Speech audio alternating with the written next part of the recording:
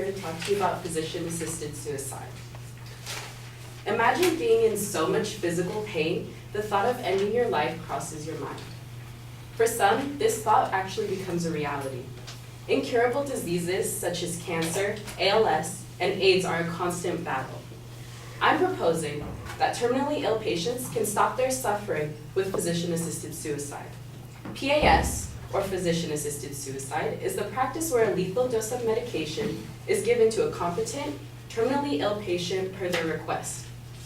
Assisted suicide is legal in 7 states: Oregon, Washington, Vermont, California, Colorado, DC, and Montana.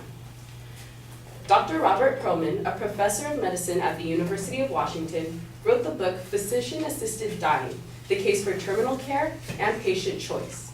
He says, popular explanations for physician-assisted suicide include inadequate treatment for pain or other symptoms, depression, hopelessness, and socioeconomic stressors, such as concerns about the burden of increasing dependency on other members of the family, and the economic hardship associated with the cost of healthcare.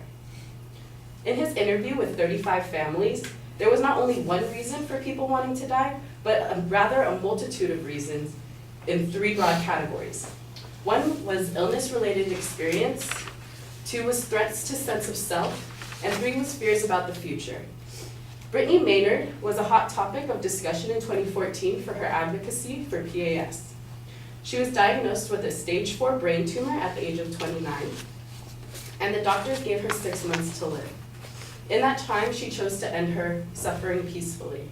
She goes on to say, "I've had the medication for weeks. I am not suicidal. If I were, I would have consumed that medication long ago. I do not want to die, but I am dying, and I want to die on my own terms." Her illness-related experiences were too much to bear, and not what she wanted in the end for a life she felt she did not get to fully live.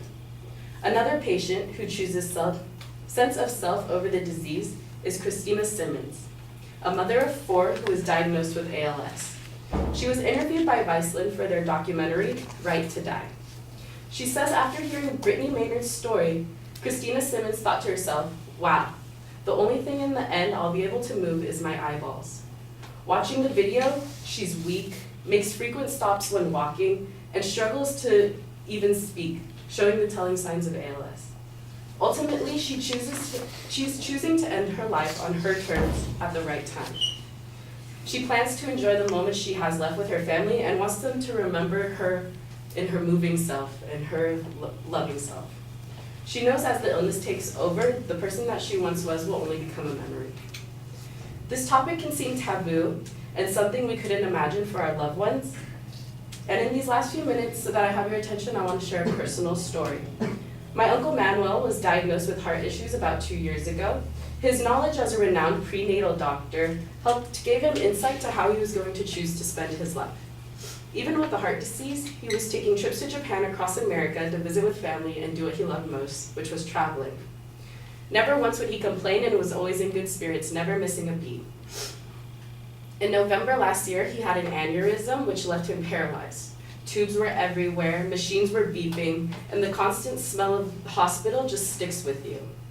It was a huge shock for my family as he was in his early 50s and full of life. Only a few days later, he had a stroke which put him into a coma. His last days for us as a family were tough, and he was bloated. All of the vibrancy that seemed to once be in him was completely gone. And in a conscious decision before all these incidents, my uncle had chosen not to be put on life support. For his sisters, it was very hard to come with these terms of his decision, but the rest of the family understood that his reasoning for choosing to end his life. In a way, I think my uncle knew how important life was worth living, and his suffering was ended and he could peacefully pass on. Physician-assisted suicide is a choice that is not for us to make, but rather a power that is given best to people in a position who know that their time is coming to an end. Hopefully, we can all agree that physician-assisted suicide is the way out of suffering, and thank you for listening.